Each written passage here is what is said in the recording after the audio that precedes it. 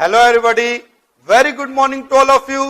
सो दोस्तों, आज के क्लास में जो पोर्शन हम लोग कवर करने जा रहे हैं, ये पोर्शन है हम लोग का लॉजिकल रीजनिंग। तो दोस्तों, आज के क्लास में हम लोग लॉजिकल रीजनिंग के मॉडल टेस्ट पेपर में प्रीवियस ईयर के जितने भी क्वेश्चंस आए हैं वो सारे के सारे क्वेश्चंस कवर करेंगे। तो चलिए स्टार्ट करते हैं। सबसे पहला topic that is number series, coding and decoding and odd man out series का जो पहला क्वेश्चन है वो दिया हुआ है हमारा कोडिंग एंड डिकोडिंग से। That is in a certain code ripple is written as 613382 and life is written as 8192। How pillar is written in that code. बहुत ही आसान सा क्वेश्चन है, आपको ज्यादा कुछ मेहनत नहीं करना इसमें। सिर्फ आप देखो जो क्वेश्चन दिए हुए हैं, जैसे देखो रिपल दिया RIPPLE, इसके लिए देखो कोड क्या है 613382। इसके नीचे है ये सब,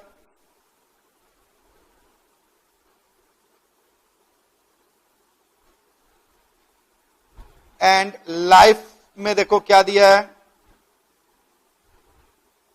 L के लिए 8, I के लिए 1, F के लिए 9 और E के लिए दिया हुआ है 2। नोटिस करो, इन दोनों से कंपेयर करें, यहां भी I का वैल्यू 1 ही है और E का वैल्यू 2 है, जो कि सेम यहां पर दिया हुआ है। तो रिपल और लाइफ के हेल्प से हमको पिलर निकालना था। तो सिंपल PILLER। देखो तो यहां पे P का वैल्यू क्या दिया है 3, तो ये हो जाएगा हमारा 3। I का वैल्यू क्या है 1, L का वैल्यू क्या है 8, तो 8। E का वैल्यू क्या है 2 और R का वैल्यू क्या दिया है 6। तो आंसर हमारा हो जाएगा 318826। 318826। Yes, option number A satisfy कर रहा है। So this is the answer. जल्दी से क्वेश्चन नंबर 2 में आ जाइए। क्वेश्चन नंबर 2 हमारा क्या दिया हुआ है, in a certain code 256 means you are good. देखो यू आर गुड को बोल रहा है 256, फिर बोल रहा है we are bad 637।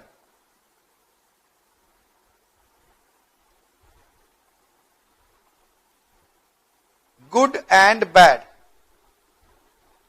Good and bad, इसको बोल रहा है 358। जरा ध्यान दो, इसको अगर हम पहला इक्वेशन, इसको दूसरा और इसको अगर हम तीसरा माने, देखो ध्यान से देखना, ये जो फर्स्ट है, ठीक है, और ये जो हमारा थर्ड है, इन दोनों में अगर हम कंपेयर कर रहे हैं तो डिजिट में फर्स्ट और थर्ड में डिजिट जो कॉमन दिख रहा है हमको, वो डिजिट है 5। पहले इक्वेशन को और तीसरे इक्वेशन को, इस टाइप का जब भी सम्स आता है कंपेयर करके फाइंड करते हैं, ठीक है। पहले और तीसरे को जब कंपेयर कर रहे हैं तो इसमें कॉमन डिजिट 5 आ रहा है, और यहां पर जो हमारा वर्ड है कॉमन, वो क्या आ रहा है दोनों में, you are good, good and bad में गुड, दोनों में गुड कॉमन आ रहा है। तो by comparing we get good equals to 5। Similarly अब सेकंड और थर्ड को अगर हम कंपेयर कर रहे हैं तो सेकंड और थर्ड को कंपेयर करने पे जो डिजिट हमको कॉमन दिख रहा है, ये डिजिट दिख रहा है इसमें 3 और यहां पर भी 3, और जो वर्ड कॉमन दिख रहा है यहां पर बैड और यहां पर भी बैड। तो बस बैड इक्वल्स टू क्या हो जा रहा है 3।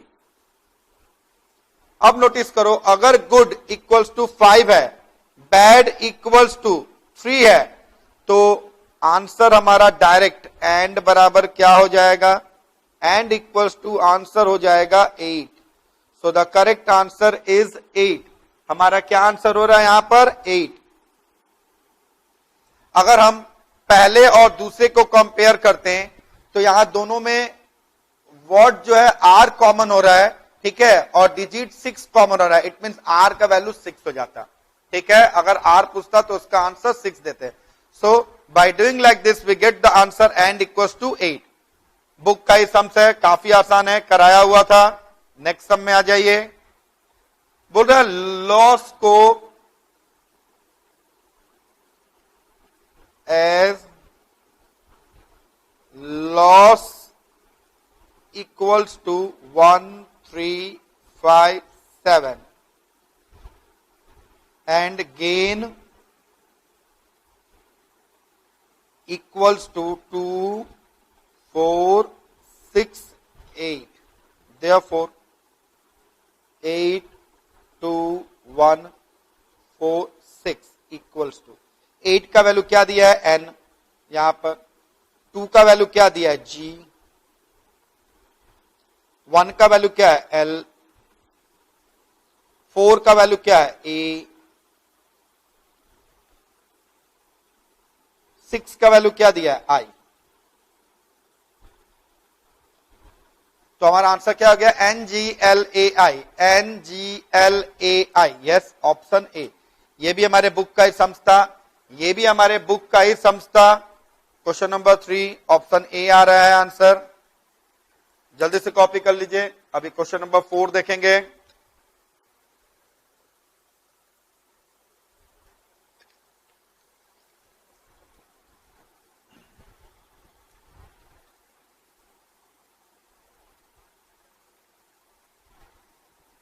कोडिंग डिकोडिंग का ये भी है। एस PLAY प्ले बराबर दिया है 8, 1, 2, 3। Rhyme RHYME, rhyme 4, 9, 3, 6, 7। तो मेल का क्या आंसर हो जाएगा?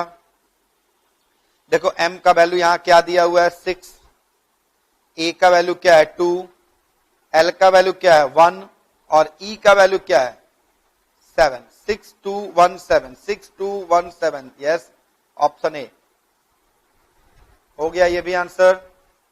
देखो कितना आसान है, आसानी से हम लोग सभी के सभी क्वेश्चंस का आंसर प्राप्त कर रहे हैं।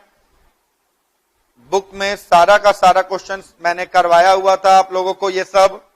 अब देखो बोल रहा है find out the next number in the following series. बोल रहा है कि ये जो सीरीज है इसका नेक्स्ट नंबर फाइंड करना है। तो देखो ये क्या है 7 के बाद 11 मतलब +4, 11 के बाद 13 मतलब +2, फिर 17 तो +4, देन 19 तो +2, फिर 23 मतलब +4, फिर 25 मीन्स +2, फिर 29 मतलब +4। क्या दिखाई दे रहा है? ये जो सीरीज चल रहा है +4 +2 +4 +2 +4 +2 +4, तो इसके बाद क्या होना चाहिए +2। तो इसके अकॉर्डिंगली ये जो क्वेश्चन मार्क है यहां पे जो आंसर होगा ये 29 +2 दैट इज 31। करेक्ट आंसर हो जाएगा हमारा 31। चेक करो 31 है क्या? यस ऑप्शन बी में है। तो 31 is the correct answer.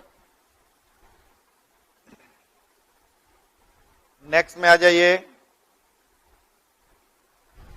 If honey is coded as this, as देखो HONEY, हनी को कोड कर रहा है JQPGA।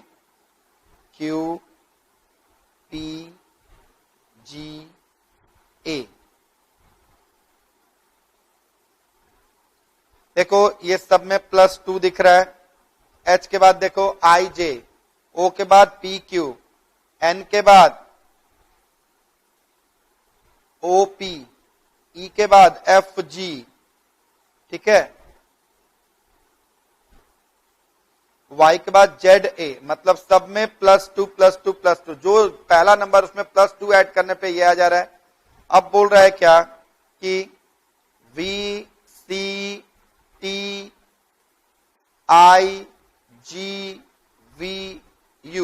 इसको कैसे हम लोग कोड करेंगे? सब में दो दो ऐड करते जाओ इसके हिसाब से। तो V में अगर 2 ऐड कर रहे थे, देखो WX, X कहीं यहां पर दिया हुआ नहीं है इसमें। अब इसके बाद देखो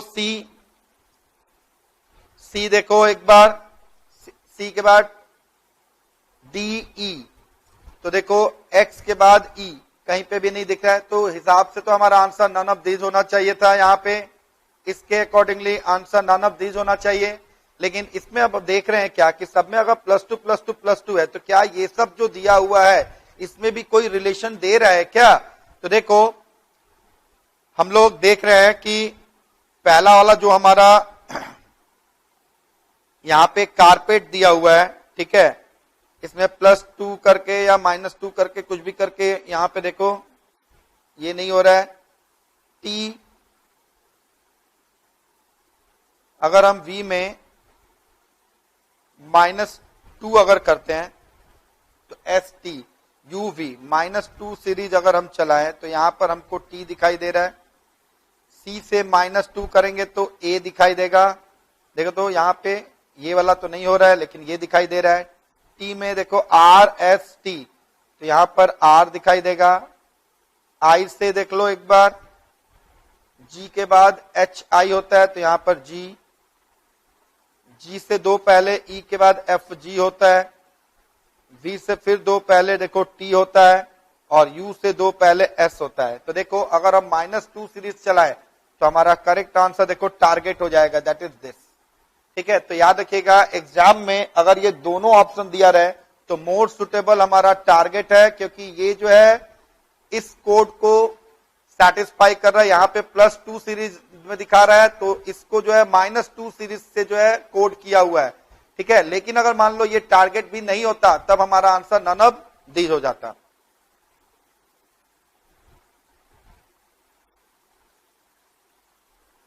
अब देखो ऑड मैन सीरीज दे दिया, यहां पर देखो क्या दिया है, ये 15 है, उसके बाद 21, देन 63, देन 81, देन 69। इन सभी को अगर हम ध्यान से देख रहे हैं तो एकमात्र 81 जो है यही क्या है, स्क्वायर ऑफ 9 है, मतलब किसी नंबर का स्क्वायर है। बाकी कोई भी नंबर किसी भी नंबर का स्क्वायर नहीं है। इट मींस इस सीरीज में 81 जो है ये ऑड मैन है, तो करेक्ट आंसर हमारा 81 हो जाएगा। सेम वन देखो यहां पर find odd man out of the following, इस पूरे में भी अगर हम कंपेयर कर रहे हैं तो एकमात्र 9 ही ऐसा है जो कि 3 का स्क्वायर है, और कोई भी नंबर किसी भी नंबर का स्क्वायर नहीं है। So our correct answer is 9।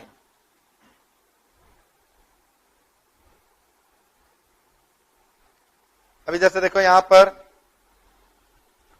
1, 5, 14, 30, 51, 55, 91, ये 4, ये 9, फिर 16, फिर 21, 25, 36 ऐसे करके आ रहा है। तो सिंपल दिख रहा है इन दोनों का डिफरेंस क्या आ रहा है, 4 आ रहा है। इन दोनों का डिफरेंस क्या आ रहा है, 9 आ रहा है। इन दोनों का डिफरेंस 16 आ रहा है। यहां पर 21 है, यहां पर फिर हिसाब से अगर हम देखें तो देखो ये 4, 2 का स्क्वायर, डिफरेंस जो है ये स्क्वायर ऑफ द नंबर 9, 3 का स्क्वायर, इसके बाद 16 तो ये 4 का स्क्वायर। तो इसके बाद जो नंबर होना चाहिए ये 5 का स्क्वायर, दैट इज यहां पर 25 आना चाहिए।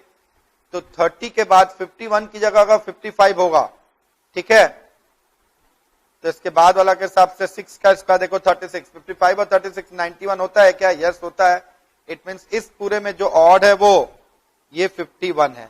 ऑड क्या है, 51, this is the odd one, क्योंकि बाकी जितने भी नंबर्स हैं वो किसी नंबर के स्क्वायर हो रहे हैं। जैसे देखो ये 2 का स्क्वायर, 3 का स्क्वायर, ये 4 का स्क्वायर, ये 5 का स्क्वायर और ये 6 का स्क्वायर। कंजिक्यूटिव नंबर में ये 21 ही जो है वो किसी नंबर का स्क्वायर नहीं हो रहा है। It means 51 is the correct answer. तो ऑप्शन बी। अब यहां पर देखो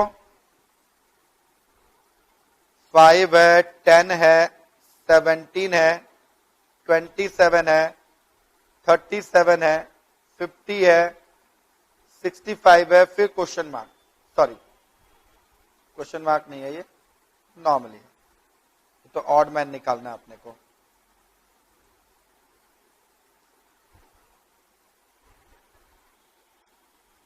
अब देखो इस पूरे में ध्यान से देख रहे हैं तो इसमें ऑड क्या दिख रहा है, ये 5 है, 10 है, 17 है, 27 है, 37, 50, 65, इस सबको देख रहे हैं तो एकमात्र यही किसी नंबर का क्यूब दिखाई दे रहा है, 3 का क्यूब, और कोई भी नंबर किसी भी नंबर का क्यूब नहीं है। So our correct answer is 27। क्या आंसर हो जाएगा? 27।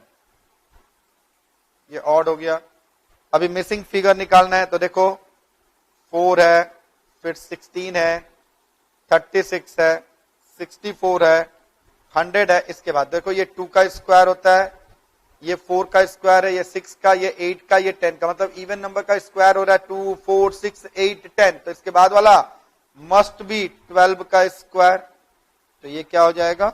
144। देखो तो 144 आ रहा है, यस, ठीक है, क्लियर है। ये इवन नंबर का, सभी इवन नंबर का स्क्वायर था, और ये 2 है, ये 4 है, ये 6 है, 8 है, ये 10 है, तो मस्ट भी इसके बाद वाला 12 होगा। तो करेक्ट आंसर हमारा हो गया ऑप्शन सी। अब बोल रहा है system be coded as this then terms में बी कोडेड एज, देखो एज सिस्टम को क्या बता रहा है? SYSTEM, सिस्टम को बोल रहा है 131625, therefore टर्म बराबर TERMS। देखो यहाँ T का वैल्यू क्या है? 6, E का वैल्यू क्या है? 2, R का वैल्यू नहीं पता है, M का वैल्यू 5, S का वैल्यू 1। देखो 6251, 6251,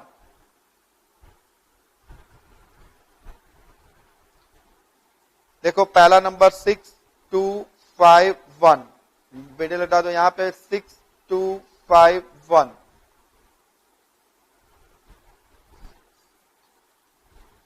ऑप्शन सी और ऑप्शन डी कैंसिल हो गया। अब हमको ए और बी में देखना है, तो देखो ए में 62251, तो यहां पे आर का वैल्यू 2 तो हो नहीं सकता क्योंकि 2 ई का वैल्यू है, इट मींस आर का वैल्यू कंपेयर करें ऑप्शन से तो मस्ट बी 4 होगा। तो 62451, that is option B is the correct answer. Simple, आसानी से निकालनी है इसको।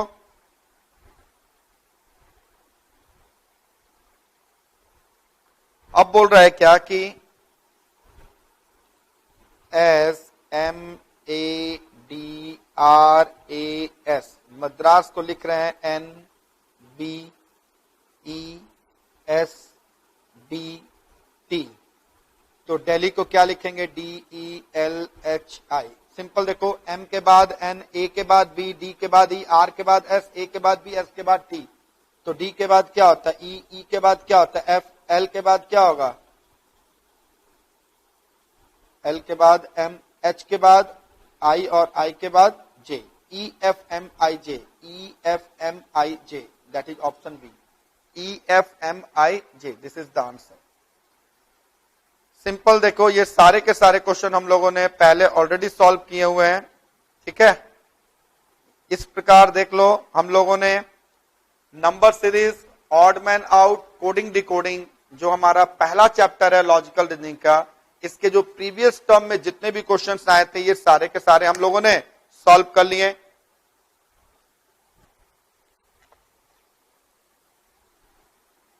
अब हम लोग next chapter that is direction sense test है, इसमें आ जाते हैं। देखो बोल रहा है a man started walking west, he turn right, then right again and finally turn left, toward which direction was he walking now. Simple, देखो बोल रहा है क्या, आपको पता ही है कि आप लोगों, ये कार्डिनल हम लोग का डायग्राम है, यहां पर ये कार्डिनल पॉइंट हमेशा बना लो, ये ईस्ट है, ये वेस्ट है, ये नॉर्थ है, ये हमारा साउथ है। अब इसमें बोल रहा है क्या कि ये हमारा स्टार्टिंग पॉइंट, हमेशा सेंटर से इसको हम लोग मानेंगे। और मैंने आप लोगों को बार बार बताया कि जब भी डायरेक्शन सेंस का आप लोग सम बनाओ तो अपने आप को अज्यूम करके बनाओगे, ठीक है, तो आपको एकदम अच्छे से समझ में आएगा। बोल रहा है a man start walking west, मान लिए कि आप जो है इस पॉइंट पे खड़े हो और यहां से आप वेस्ट की तरफ में जा रहे हो, तो सबसे पहले आप वेस्ट में गए, अब इसके बाद ही टर्न राइट, अभी वेस्ट से जब राइट टर्न लेते हो इट मींस आप नॉर्थ डायरेक्शन में जा रहे हो, तो यहां से जो है ये राइट डायरेक्शन में गया, अभी फिर से राइट किया तो देखो इट मींस ये हमारा इसकी तरफ में जा रहा है, एंड फाइनली टर्न लेफ्ट, और यहां से देखो ये लेफ्ट टर्न कर लिया, इट मींस वो नॉर्थ डायरेक्शन में जा रहा है। तो पूछ रहा है क्या कि किस डायरेक्शन में जाएगा, तो आंसर हमारा हो जाएगा north direction, that is option A. Correct answer क्या हो गया, option A. Next one,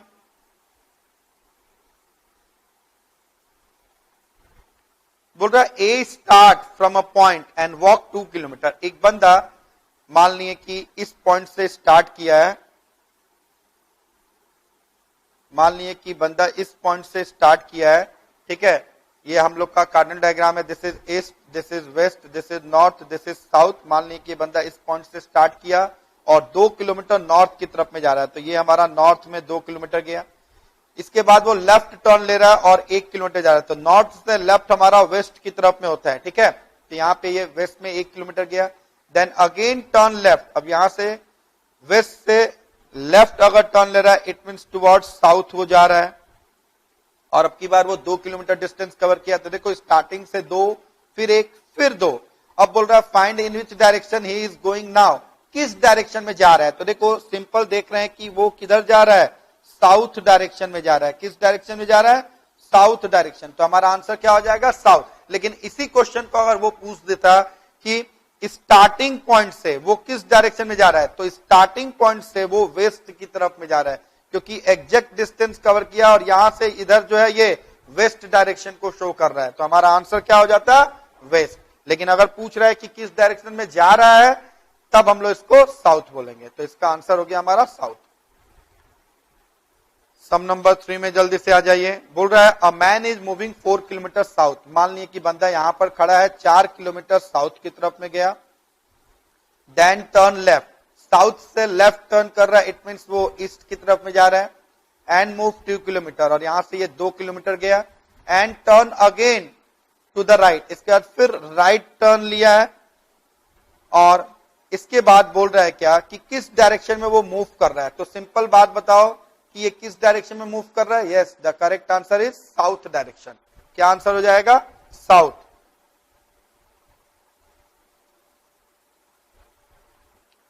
some number 4, Mohan travel toward north from his house then turn to left, ध्यान देना मोहन का घर है ये, मान लिए ये मोहन का घर है, ठीक है, और यहां से जो है वो नॉर्थ की तरफ में गया और नॉर्थ से वो लेफ्ट लिया, तो नॉर्थ से लेफ्ट हमारा वेस्ट की तरफ में हो गया, अभी यहां से फिर वो साउथ की तरफ में गया है, अच्छा जहां जहां वो गया है इक्वल डिस्टेंस कवर किया, यहां से यहां का दूरी, यहां से यहां का दूरी और यहां से यहां का दूरी सेम है। अब बोल रहा है कि in which direction Mohan house is from Sohan house, तो ध्यान दो कि अगर ये मोहन का घर है, ठीक है, और अगर ये सोहन का घर है, तो सोहन के घर से ये अगर सोहन का घर है तो सोहन के घर से मोहन का घर किस डायरेक्शन में दिखा रहा है, yes the answer is east direction, तो आंसर हमारा क्या हो जाएगा, ईस्ट। नेक्स्ट वन में आ जाइए, वेरी वेरी इंपॉर्टेंट,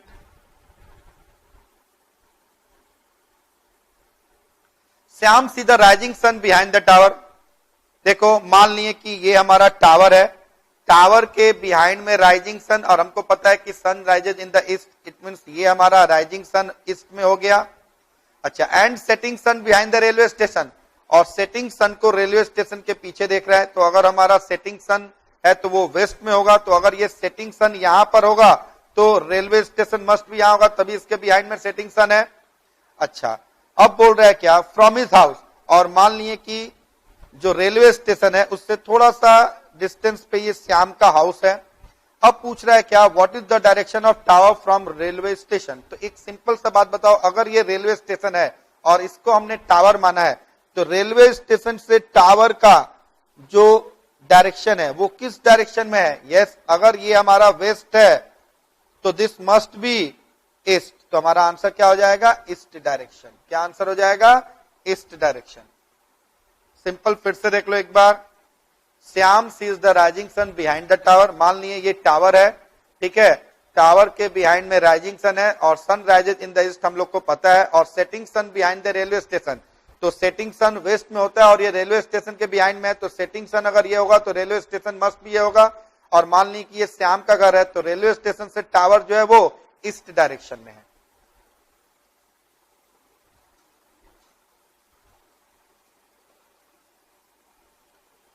बोल रहा Lakshman went 15 kilometre to north. मान लिए कि ये लक्ष्मण है और ये नॉर्थ में 15 किलोमीटर गया, यहां से जो है वो वेस्ट में 10 किलोमीटर का डिस्टेंस कवर किया, फिर वो साउथ में 5 किलोमीटर का डिस्टेंस कवर किया, और फाइनली जो है वो ईस्ट में 10 किलोमीटर का डिस्टेंस कवर कर रहा है। क्वेश्चन में पूछ रहा है in which direction is he moving now. ध्यान दो, अगर यहां पे ही हमारा क्वेश्चन खत्म हो जाता, इस जगह पे ही अगर क्वेश्चन खत्म हो जाता, in which direction is he moving now, तो हमारा आंसर होता east.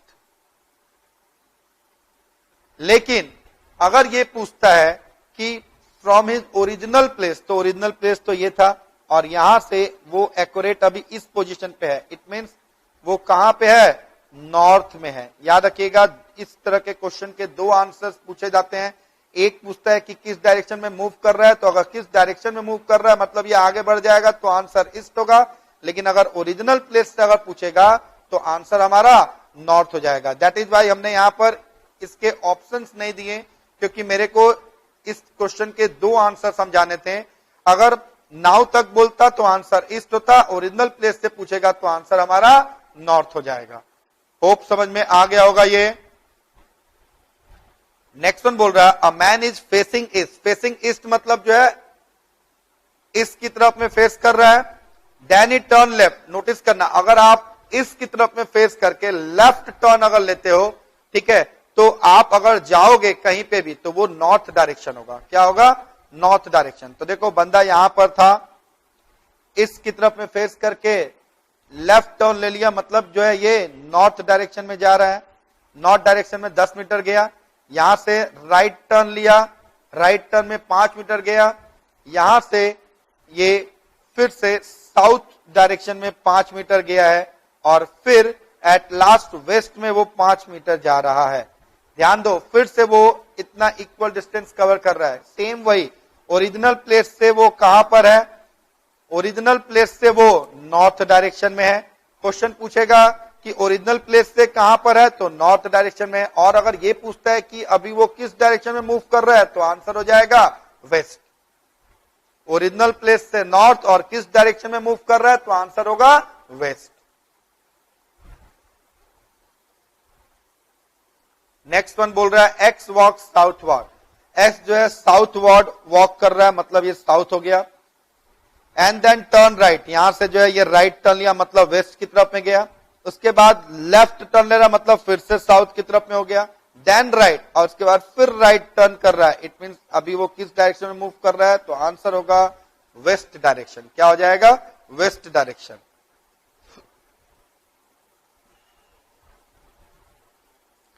Raman start walking in the morning facing the sun. Raman अगर मॉर्निंग में वॉक कर रहा है सन की तरफ फेस करके, इट मींस वो ईस्ट की तरफ में वॉक कर रहा है। ये उसका पोजीशन है, ईस्ट डायरेक्शन में वॉक कर रहा है। इसके बाद वो लेफ्ट टर्न ले रहा है, मतलब वो नॉर्थ की तरफ में टर्न कर गया। इसके बाद जो है फिर से वो लेफ्ट टर्न ले रहा है, इट मींस अब वो वेस्ट की तरफ में टर्न ले रहा है। बोल रहा है किस डायरेक्शन में वो मूव कर रहा है, तो सिंपल सा बात है, अगर वो इस डायरेक्शन में मूव कर रहा है, इट मींस वो वेस्ट की तरफ में जा रहा है। कहां जा रहा है, वेस्ट डायरेक्शन में जा रहा है। कॉपी कर लीजिए एक बार इसको भी। देखो जितने भी हमारे लॉजिकल रीजनिंग से हमारे प्रीवियस टर्म्स में क्वेश्चंस आए थे, काफी इजी क्वेश्चंस थे और मैक्सिमम सम हम लोगों ने क्लास में कवर किए हुए हैं। आप लोग को क्वेश्चन देख के आसानी से इसका आंसर समझ में आ रहा होगा।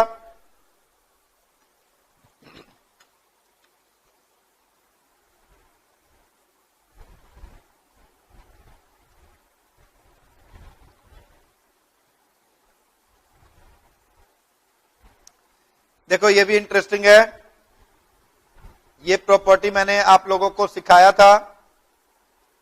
बोल रहा I stand with my right hand extended sideways towards west. अगर मेरा राइट हैंड वेस्ट की तरफ में है, ध्यान दीजिएगा, अगर मेरा राइट हैंड वेस्ट की तरफ में है तो left hand must be east की तरफ में होगा, ठीक है।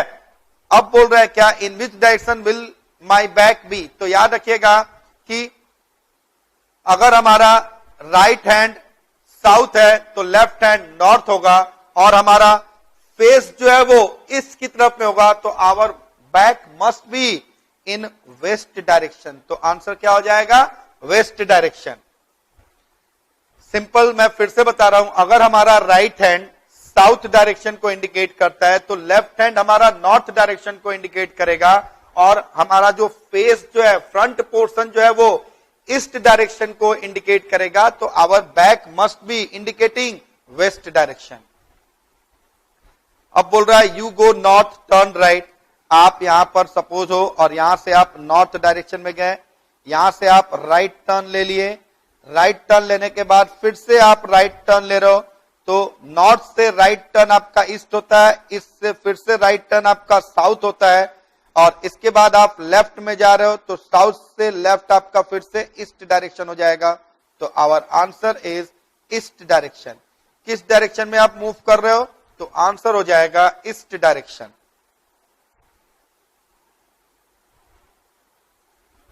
नेक्स्ट वन देखो, बोल रहा है Anoop start walking towards south after walking 15 metre. ये देखो, मान लिए कि ये अनूप है और ये 15 किलोमीटर साउथ में गया। 15 किलोमीटर जाने के बाद क्या बोल रहा है, he turn toward north then go 20 metre.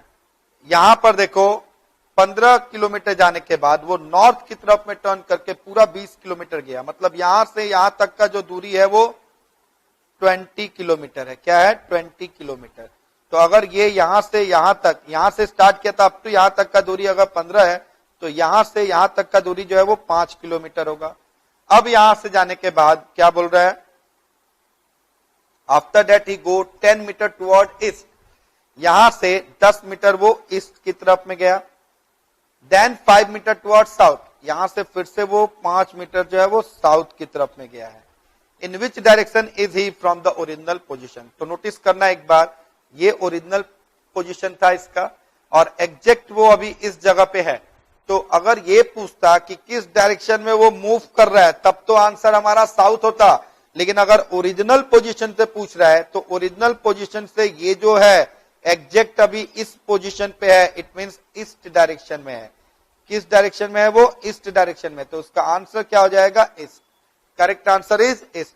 Original से अभी वो ईस्ट डायरेक्शन में है, और अगर ये पूछता कि किधर वो मूव कर रहा है तो आंसर हो जाता साउथ।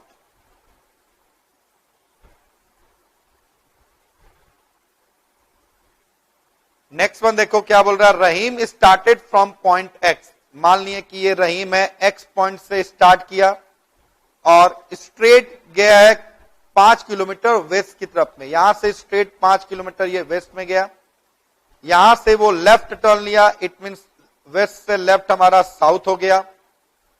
इधर वो 2 किलोमीटर गया है, अभी फिर से लेफ्ट टर्न ले रहा है। तो देखो साउथ से लेफ्ट टर्न अगर वो ले रहा है, इट मींस वो ईस्ट की तरफ में जा रहा है, और अब की बार वो 7 किलोमीटर का डिस्टेंस कवर किया है। तो अगर यहां से यहां तक का दूरी अगर 5 किलोमीटर है तो ये वाला मस्ट भी 2 किलोमीटर होगा। अब पूछ रहा है क्या कि ओरिजिनल प्लेस से एक्स का अभी जो है डायरेक्शन क्या है, मतलब किस पॉइंट पे वो खड़ा है। तो सिंपल सा देख लो एक बार, अगर वो अभी इस पोजीशन पे है, इट मींस वो अभी कहां है, साउथ ईस्ट डायरेक्शन में है। क्या है, साउथ ईस्ट डायरेक्शन।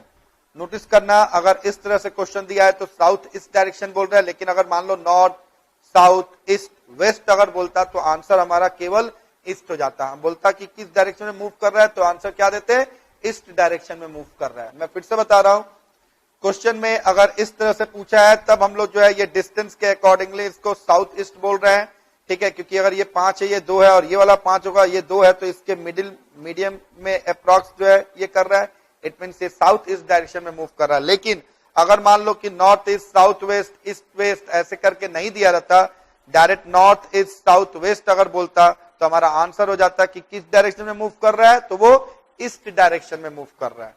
ठीक है,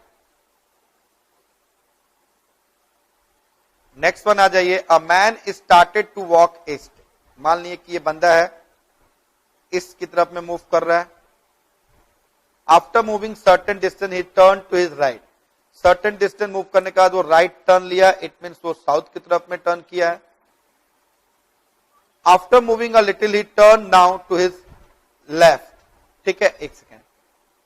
a man started to walk east, इसकी तरफ गया। After moving certain distance he turn to his right, right turn लिया। After moving some distance he turn to his right again, फिर से राइट, तो south से राइट लिया मतलब वेस्ट की तरफ में चला गया। After moving a little he turn now to his left, last में वो लेफ्ट की तरफ में टर्न कर रहा है। बोल रहा है क्या कि in which direction he is currently moving. तो सिंपल सा बात है कि अभी राइट नाउ वो साउथ डायरेक्शन की तरफ में मूव कर रहा है। बोल रहा है कि एक बंदा इसकी तरफ में गया, यहां से राइट टर्न लिया, फिर से राइट टर्न लिया और फिर लास्ट में लेफ्ट टर्न ले रहा है। किस डायरेक्शन में मूव कर रहा है? तो आंसर हो जाएगा हमारा साउथ डायरेक्शन। क्या हो जाएगा? South direction. बोल रहा मनु गो 30 मीटर नॉर्थ। मान लीजिए कि मनु है, यहां से ये 30 मीटर नॉर्थ की तरफ में गया। देन 10 मीटर ईस्ट, यहां से 10 मीटर वो ईस्ट की तरफ में गया। अगेन 30 मीटर टुवर्ड साउथ, फिर से वो टुवर्ड साउथ 30 मीटर गया। अब देखो बोल रहा है in which direction he is from his house.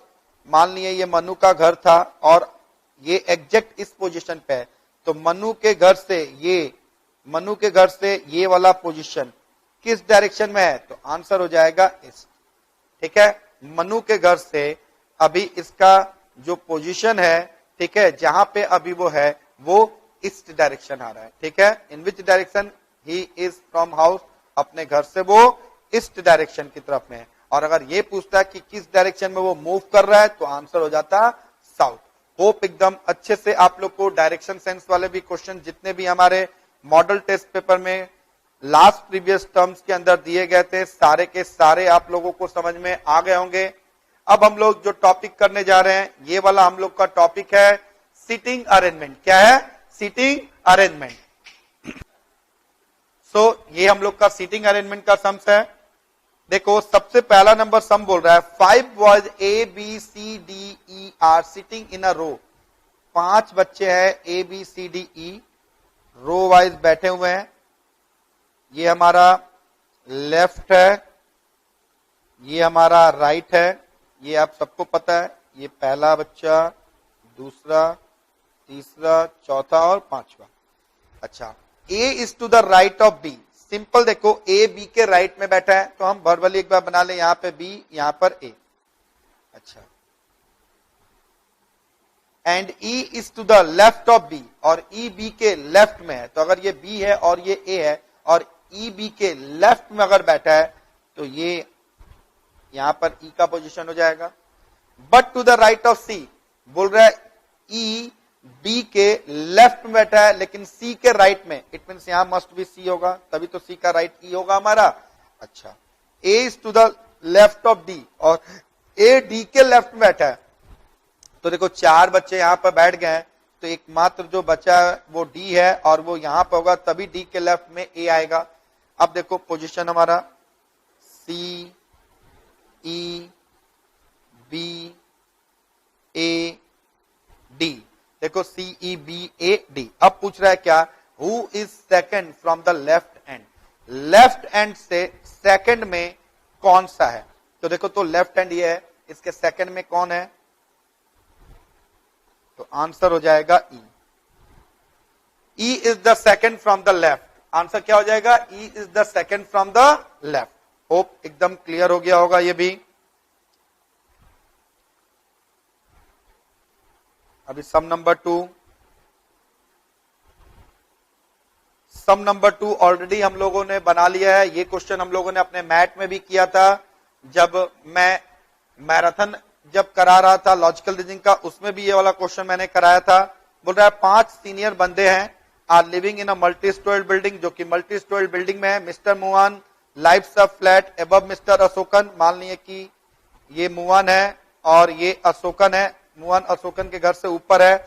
Mister Lokesh in a flat below mister Gaurav, और मिस्टर लोकेश का घर जो है वो गौरव के घर के नीचे है, तो मान लीजिए अगर ये गौरव है, ये लोकेश है। अच्छा, अब बोल रहा है क्या कि mister Ashokan lives below mister Gaurav, Ashokan Gaurav के घर के नीचे हैं। अशोकन अगर गौरव के घर के नीचे हैं, ठीक है, इट मीन्स यहां पर गौरव मान लिए हम। अच्छा, mister Ashokan live below mister Gaurav and mister Rakesh live below mister Lokesh, मतलब लोकेश के घर के नीचे कौन है भाई? लोकेश के घर के नीचे है राकेश, लोकेश के घर के नीचे है राकेश। अब देख लो एक बार, mister Rakesh is live below mister Lokesh, who live in the top most flat. Simple सा बात है, देख लो भाई, अगर ये मुआन है, ठीक है, और अगर ये गौरव है, और यहां पर हम लोग किसको मान रहे हैं? Mister Ashokan live below mister Gaurav. यहां पर अगर हम अशोकन का घर मान ले and mister Rakesh live below mister Lokesh, ठीक है, तो राकेश जो है वो लोकेश के घर के नीचे है। क्वेश्चन में शुरू में ही क्या बोला है कि Mr Muan lives the flat above mister Ashokan, Ashokan के घर से ऊपर मुआन है, चलो ठीक है। Mister Lokesh in a flat below mister Gaurav, Gaurav के नीचे अगर हम मान लिए ये लोकेश है, ठीक है। Mr Ashokan lives below mister Gaurav, Gaurav के घर के नीचे अशोकन है, ठीक है। And mister Rakesh lives below mister Lokesh, Rakesh के नीचे लोकेश है। अगर ऐसे तो भी हमारा सेटिंग ठीक है, या फिर अगर हम चाहें तो ये मुआन है यहाँ पे, ये अगर गौरव है, ये लोकेश है और ये राकेश है, इसके नीचे हम लोग अशोकन को भी रख सकते हैं, क्योंकि एक बार भी कहीं ये नहीं बोला है कि अशोकन जो है ये हमारा राकेश या फिर लोकेश के ऊपर है। क्या बोला है? गौरव के घर के नीचे अशोकन का घर है, तो गौरव के घर के नीचे यहां भी अशोकन हो रहा है, गौरव के घर के नीचे यहां भी अशोकन हो रहा है। तो इधर आप ऐसे करो या ऐसे करो, दोनों से ही जो टॉप मोस्ट प्लेट पे जो बंदा रह रहा है वो है मिस्टर मुआन। क्या आंसर हो जाएगा? Mister Muan. होप अच्छे से समझ में आ गया होगा ये भी आप लोगों को।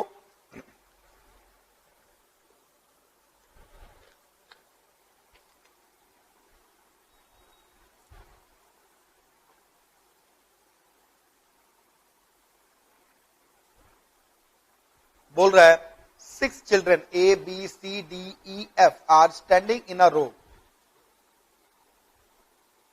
ये हमारा लेफ्ट है, ये हमारा राइट है। लेफ्ट राइट हमेशा ध्यान रखिएगा।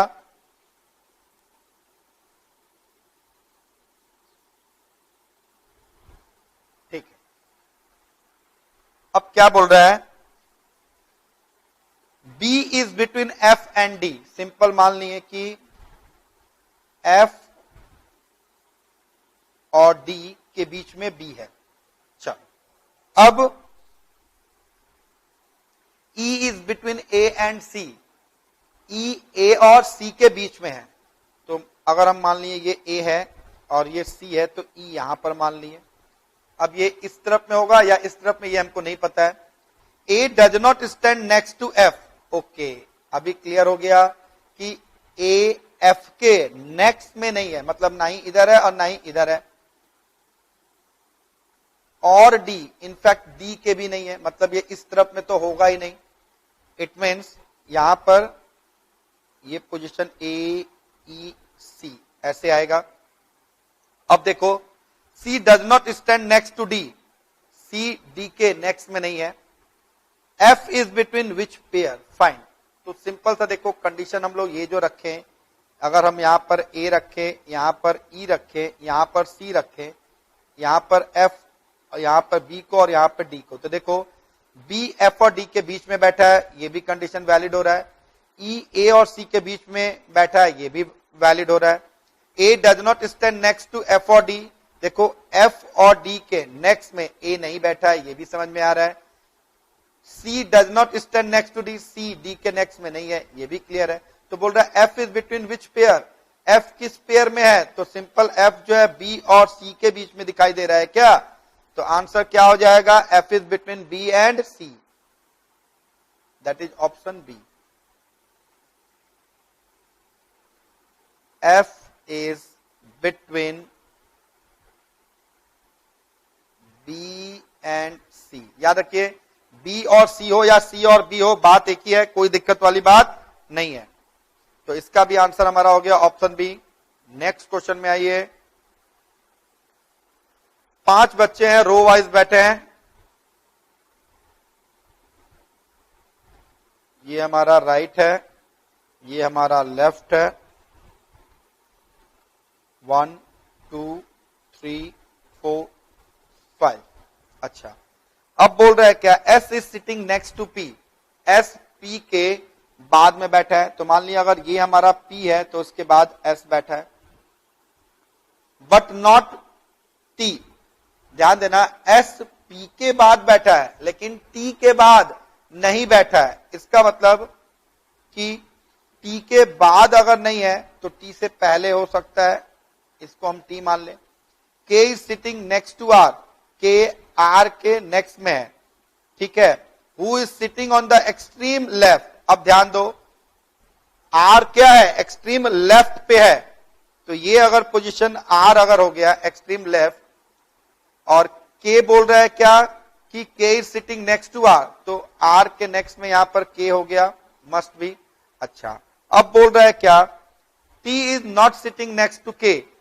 टी के नेक्स्ट में नहीं है। अगर टी के नेक्स्ट में नहीं है तो ये वाला जो हम लोग मारे थे, ठीक है, गेस, ये बिल्कुल सही है। इट मींस यहां पर पी होगा, यहां पर एस होगा और यहां पर टी। अब चेक कर लो,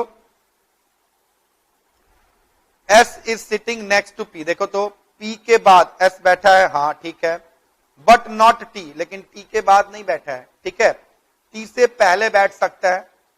के is sitting next to R. K R के बाद में बैठा है। Who is sitting on extreme left. R कहां बैठा है, एक्सट्रीम लेफ्ट पे बैठा है। तो देखो आर का पोजीशन, के का पोजीशन, एस का पोजीशन और पी का पोजीशन फिक्स हो गया। अच्छा, इट मींस यहां पर हमारा क्या है, who is sitting on the extreme left and T is not sitting next to K. मतलब टी के नेक्स्ट में नहीं है। इट मींस यहां पर मस्ट भी क्या होगा, ये पी होगा और इस जगह पे टी होगा। बोल रहा है who is adjacent to S. S के एडजेसेंट मतलब आजू बाजू में कौन है, तो आंसर हो जाएगा पी एंड टी। आंसर क्या हो जाएगा, पी एंड टी। यहां पे देखो ऑप्शन में भूल गया हूं, ऑप्शन डाल लीजिए, P and T, R and P, K and T, और ये हो गया नन। तो आंसर हमारा हो गया पी एंड टी, ठीक है। होप ये भी समझ में आ गया होगा आप लोगों को। नेक्स्ट वन में आ जाइए। बोला 5 boys A B C D and E are sitting in a रो।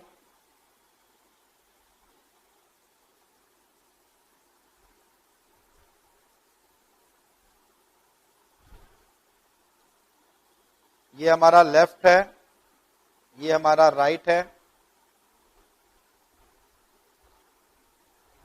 अच्छा, A is to the right of B. A B के राइट में बैठ रहा है। तो सिंपल सा बात है कि ए अगर बी के राइट में बैठ रहा है तो अगर ये बी है तो इसका राइट ए यहां पर होगा। अच्छा, and E is to the left of B, और ई बी के लेफ्ट में बैठ रहा है। तो अगर ये बी है, ठीक है, इस जगह पे, और ए इसका राइट हो रहा है, तो ई क्या हो जाएगा, लेफ्ट हो जाएगा। यहां पर ई यहां पे आ जाएगा। But to the right of C, लेकिन सी के राइट में बैठ रहा है, मतलब ई से पहले क्या हो जाएगा, ई से पहले हमारा सी हो जाएगा। तो देखो A is to the left of B, फिर से बोल रहा है कि ए डी के लेफ्ट में है, मतलब ये हमारा डी होगा। C E B A D, C E B A D. देखो C E B A D, ये हमारा पोजीशन हो गया। अब पूछ रहा है who is second from the left hand. तो लेफ्ट हैंड से सेकंड में कौन है, आंसर इज ई। तो our answer is E is the second from the left. फिर से बोल रहे हैं, देख लो ध्यान से, 5 बच्चे हैं, ठीक है। A is to the right of B, B के राइट में ए बैठा है, and E is to the left of B और ई बी के लेफ्ट में बैठा है, but to the right of C, लेकिन सी के राइट में, तो अगर ये सी है तो इसका राइट ई यहां पे हो रहा है। A is to the left of D और ए डी के लेफ्ट में बैठा है। तो देखो ये पोजीशन भी पूरा हो गया सबका। अभी हमारा जो सेकंड लेफ्ट है वो ई है। नेक्स्ट वन आ जाइए। 5 student A B C D and E are sitting in a row.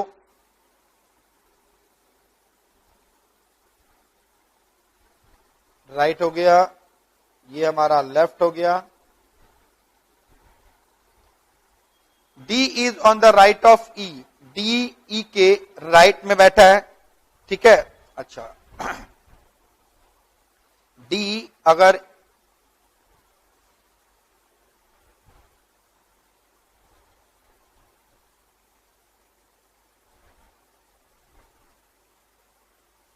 D is on the right of E, D E के राइट में है, मतलब अगर हम यहां पर ई मान रहे हैं तो इस जगह पे डी मान लिए।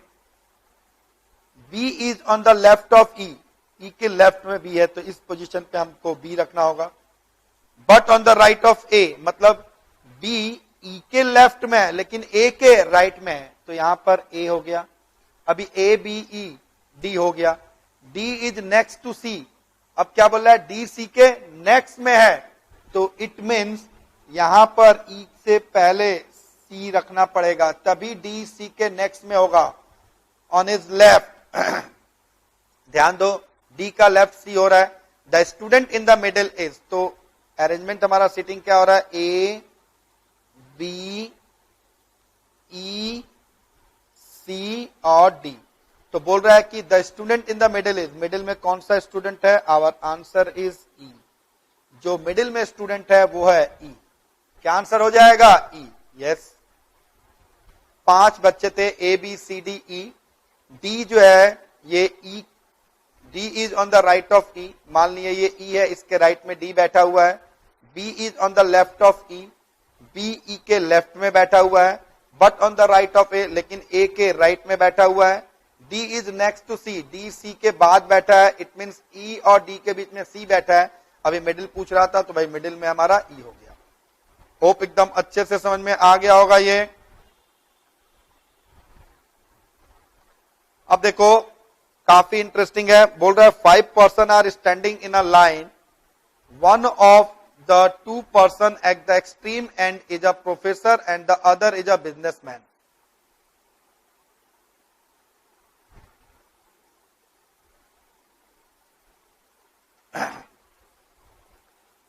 अब ध्यान दो एक बार, देखो तो देखो बोल रहा है इसमें 5 बंदे हैं, एक लाइन में खड़े हैं। 2 पर्सन जो है एट द एक्सट्रीम एंड पे, 2 पर्सन उनमें से एक प्रोफेसर और दूसरा बिजनेसमैन है। मान लिए कि ये हमारा जो है ये प्रोफेसर है और ये वाला बंदा जो है वो बिजनेसमैन है। अब बोल रहा है क्या कि an advocate is standing, sorry, an advocate is standing to the right of student, student के राइट में कौन है, एडवोकेट है। तो मान लिए अगर यहां स्टूडेंट है तो यहां पर एडवोकेट, इसका राइट ये हो रहा है।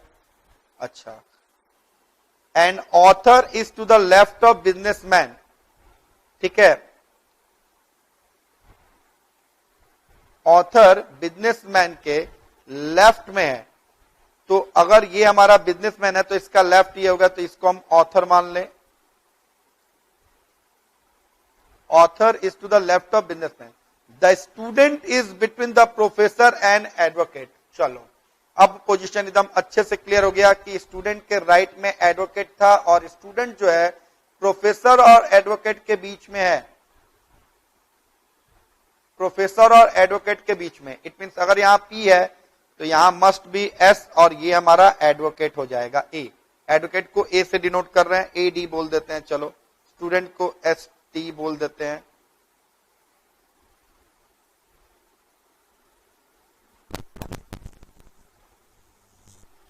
एस टी बोल रहा है क्या counting from the left the position of author is, left से काउंट करेंगे तो जरा बताओ तो ऑथर का पोजीशन क्या है, first, second, third, fourth, it means ये फोर्थ पोजीशन पे है, तो आवर आंसर इज फोर्थ।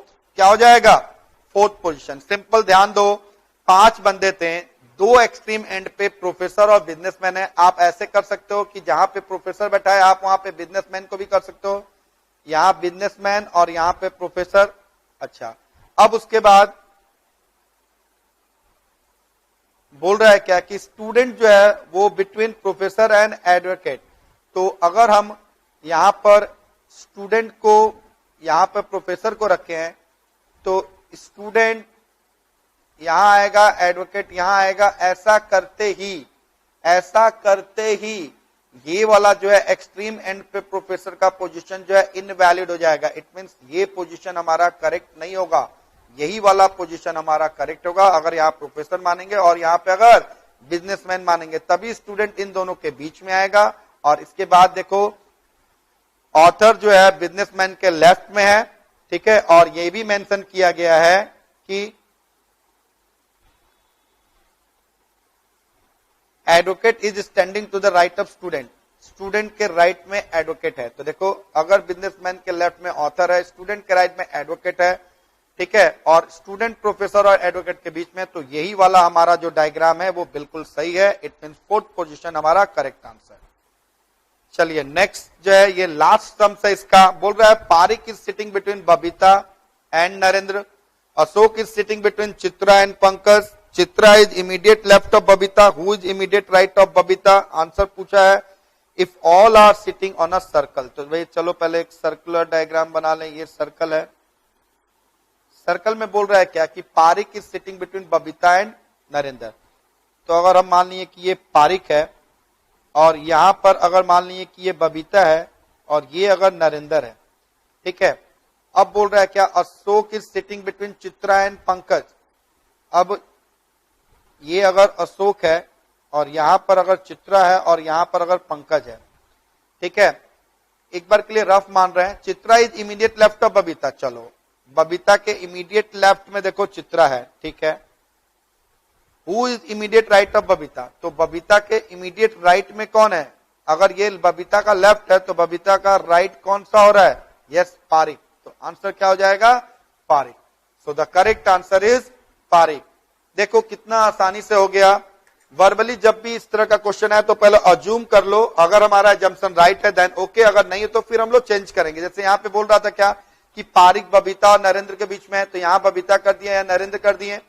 अच्छा, Ashok is sitting between Chitra and Pankaj, Ashok जो है चित्रा और पंकज के बीच में है, और बबीता के ठीक इमीडिएट लेफ्ट में कौन है, चित्रा है, तो बबीता का इमीडिएट लेफ्ट अगर चित्रा हो रहा है तो बबीता का इमीडिएट राइट क्या हो जाएगा, आंसर हो जाएगा पारिक। तो करेक्ट आंसर हमारा हो गया ऑप्शन ए। होप अच्छे से समझ में आ गया होगा आप लोगों को। अब जो हम लोग नेक्स्ट टॉपिक कवर करने जा रहे हैं वो हम लोग सिलोजिम्स के करेंगे और उसके बाद लास्ट में हम लोग ब्लड रिलेशन करेंगे, ठीक है। चलिए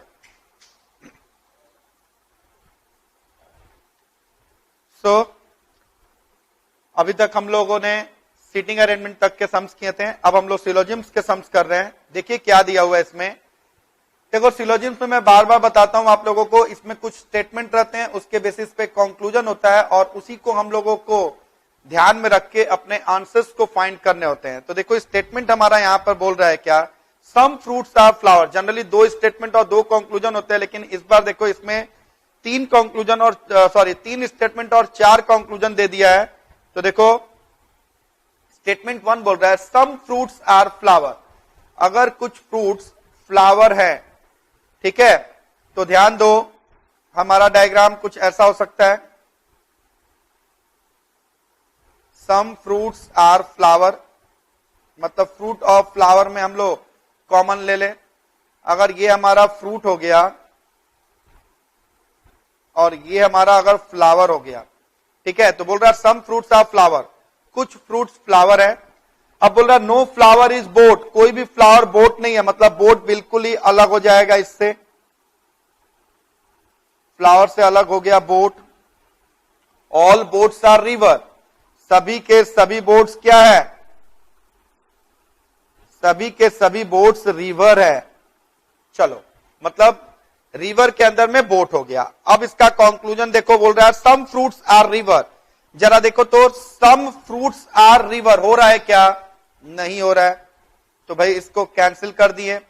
अब बोल रहा है सम रिवर्स आर बोट, कुछ रिवर्स बोट है। Yes, some rivers are boats हो रहा है।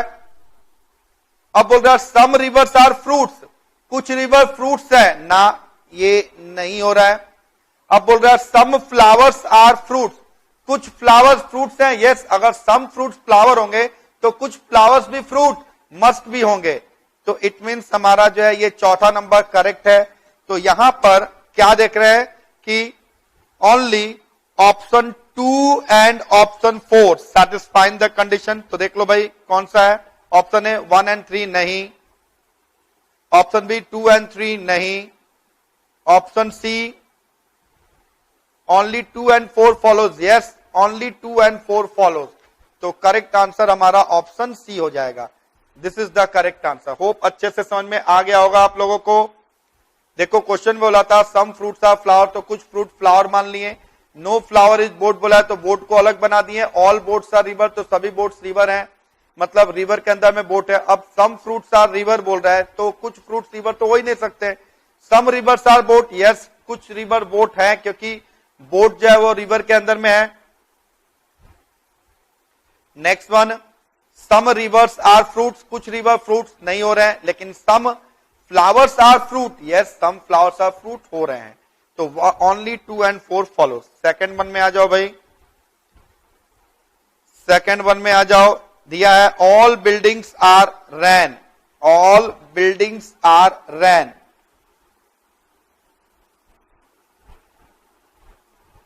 अगर हम इसको बिल्डिंग मान लें, सभी बिल्डिंग अगर रैन है तो रैन बिल्डिंग के बाहर में ये रैन हो गया। ऑल पेपर्स आर बिल्डिंग, सभी पेपर्स बिल्डिंग है तो बिल्डिंग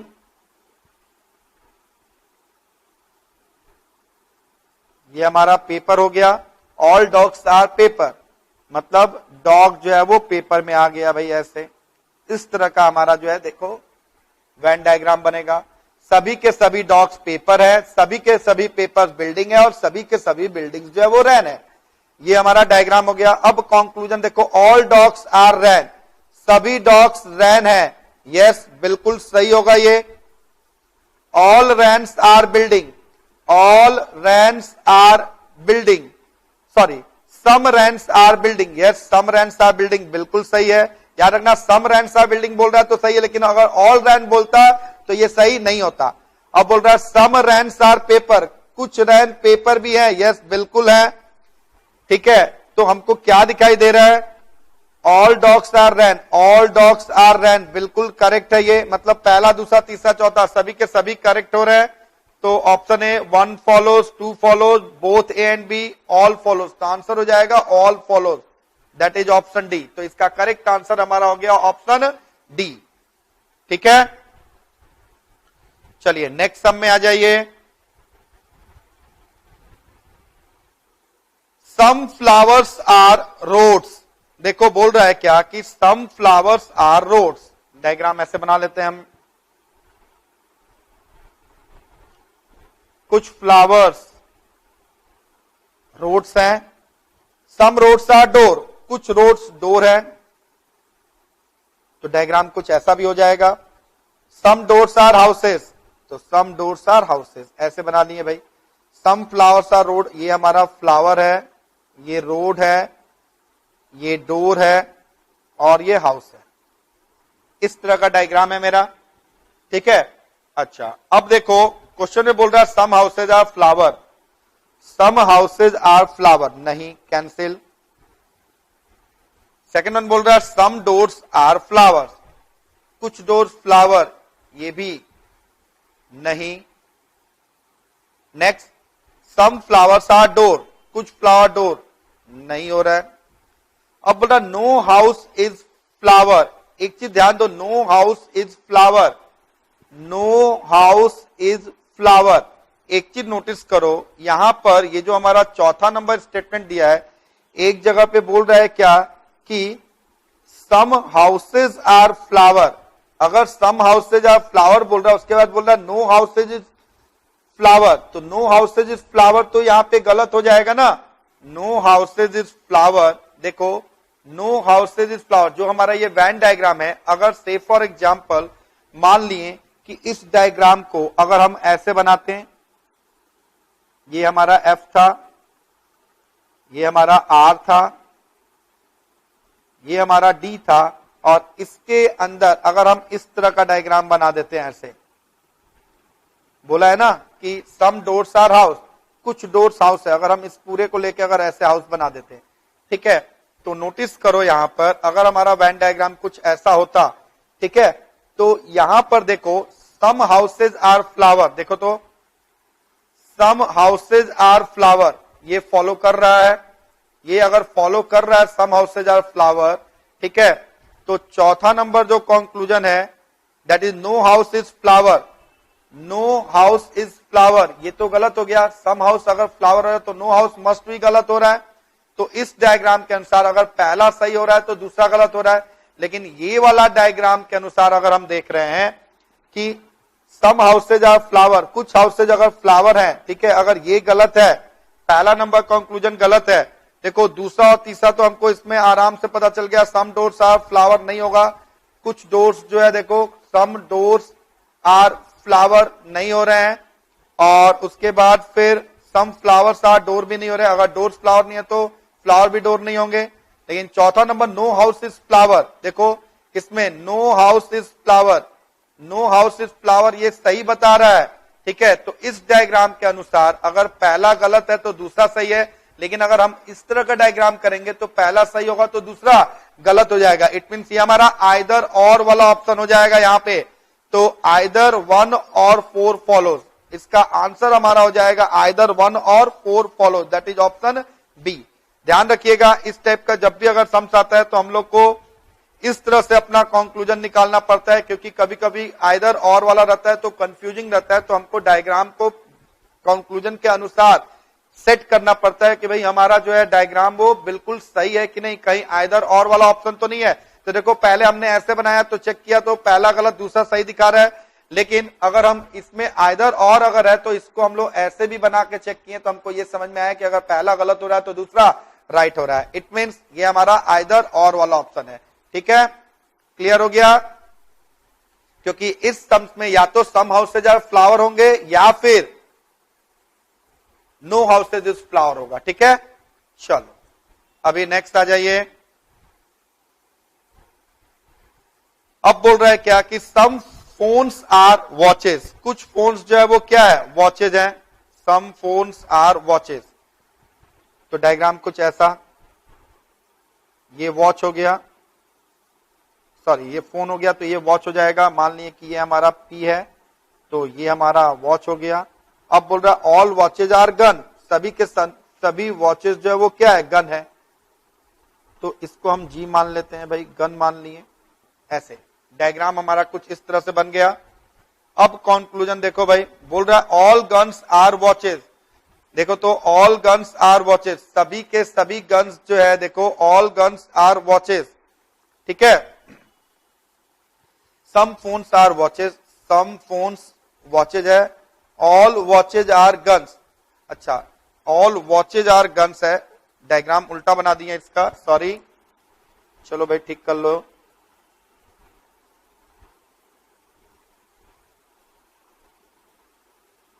सबसे पहले सम फोन्स आर वॉचेज है,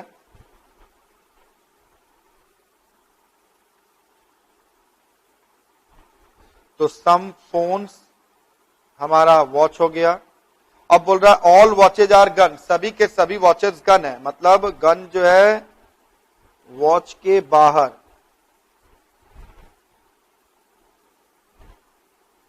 ये हमारा गन हो गया। पहला number all guns are watches, all guns are watches नहीं होगा, सम गन्स आर वॉचेज होगा, तो ये गलत हो गया कंक्लूजन।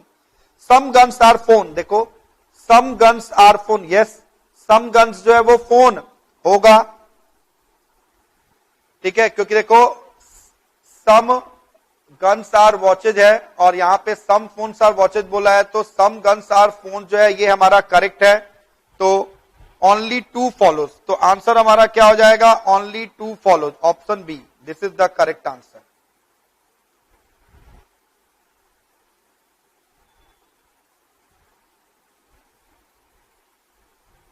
इसमें हमारा ओनली 1 फॉलोज, ओनली 2, आइदर 1 और 2 फॉलोज, नन, तो ओनली 2 फॉलोज हो रहा है। अब देखो हमारा नेक्स्ट नंबर सम बोल रहा है कि सम बुक्स आर पेन। देखो कुछ बुक्स जो है वो क्या है? पेन है। Some books are pen,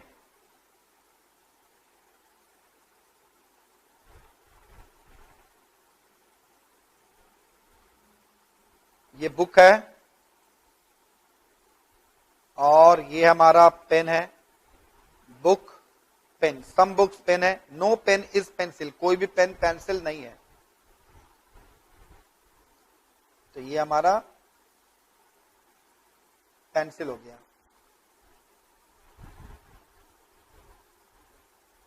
pencil, ठीक है। अच्छा, अब देखो या तो हम ऐसे भी डायग्राम बना सकते हैं या फिर इसका हम ऐसे भी बना सकते हैं, some books are pen, no pen is pencil. तो बुक के अंदर में हम लोग जो है पेंसिल डाल सकते हैं। ये बुक, ये पेन, ये पेंसिल, पी फॉर पेंसिल। अब देखो क्या बोल रहा है यहां पे, conclusion, some books are pencil. देखो तो कुछ बुक्स पेंसिल है, कुछ बुक्स पेंसिल है। देखो सम बुक्स आर पेंसिल, ठीक है। सम बुक्स आर पेंसिल अगर हम कर रहे हैं,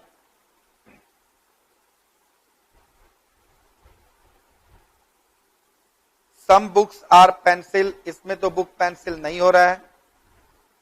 नो बुक इज पेंसिल, कोई भी बुक पेंसिल नहीं है, ये हमारा करेक्ट हो गया।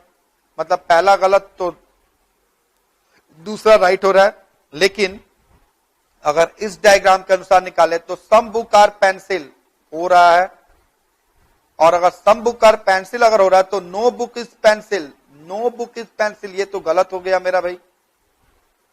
फिर से भाई आइदर और वाला, तो आइदर 1 और 2 फॉलोज, तो इसका आंसर हो जाएगा हमारा ऑप्शन सी। चलिए नेक्स्ट, लास्ट सम सिलोजिम्स के। देखो सिलोजिम्स के बहुत कम सम्स दिए हुए हैं प्रीवियस ईयर्स जो भी पेपर हम लोग सॉल्व किए हैं। तो मैंने क्लास के अंदर में जितने भी सिलोजिम्स के क्वेश्चन कराए हैं, अलोंग विथ हमने मैराथन के अंदर जो सिलोजिम्स के जो क्वेश्चन कराए थे, उस सभी को अच्छे से प्रैक्टिस कर लीजिएगा, ठीक है। ये लास्ट नंबर सम सिलोजिम्स का है। इसके बाद हम लोग ब्लड रिलेशन करेंगे। तो देखो इसमें बोल रहा है सम प्लेयर्स आर सिंगर,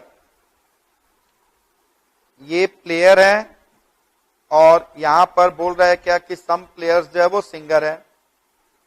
ये प्लेयर हो गया, ये सिंगर हो गया। ऑल सिंगर्स आर टॉल, सभी के सभी सिंगर्स जो है वो टॉल है।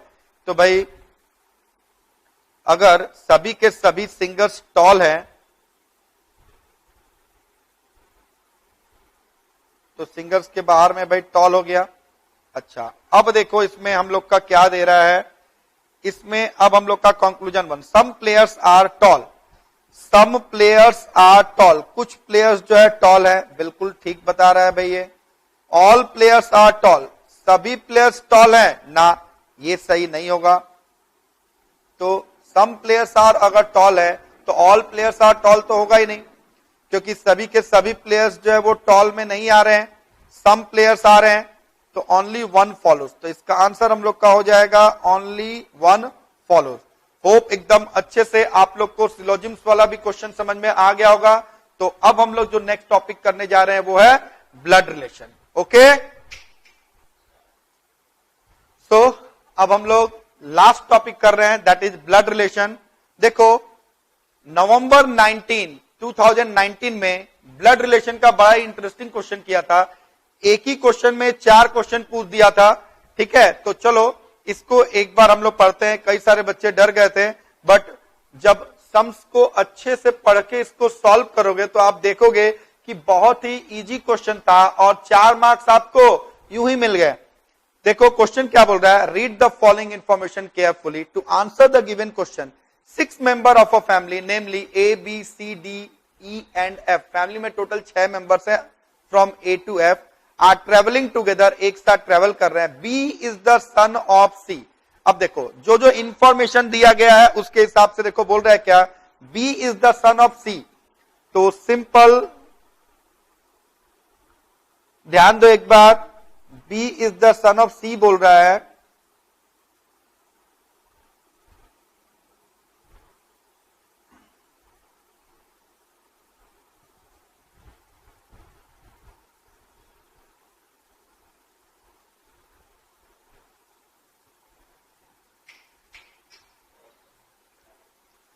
तो देखो क्या बोल रहा है, B is the son of C. तो अगर B is the son of C अगर बोल रहा है हम लोग को, तो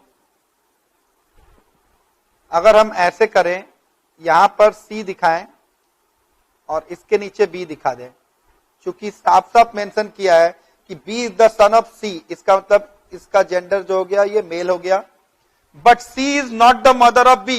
अब देखो यहां पर सी का जेंडर भी क्लियर कर दिया कि बोल रहा है कि बी सी का बेटा है लेकिन सी बी की मां नहीं है। इट मीन्स ये कौन है, ये बी का फादर है। अच्छा, अब बोल रहा है A and C are married couple, A और सी अगर मैरिड कपल है तो सिंपल सा चीज भाई ध्यान दो कि ए सी की वाइफ है, क्योंकि अगर ये मेल है तो मस्ट भी ये फीमेल हो गई। अच्छा, अब बोल रहा है क्या इसमें, E is the brother of C, C का भाई कौन है, E is the brother of C. अब देखो सी का भाई ई है, मतलब सी के जनरेशन में ही ई हो जाएगा और ये इसका ब्रदर है। अच्छा, नेक्स्ट वन आ जाओ, D is the daughter of A की बेटी कौन है, डी।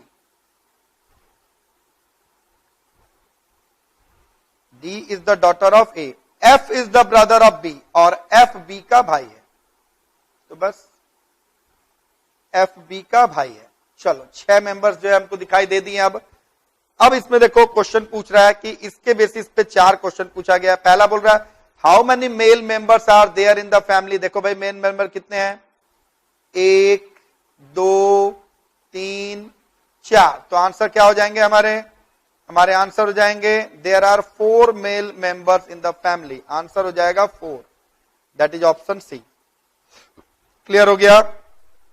चलो second number, how many children does A have. अब जरा देखो तो भाई ए के कितने बच्चे हैं, तो भाई ए के तो हमको यहां पर 3 बच्चे दिखाई दे रहे हैं, डी बी और एफ।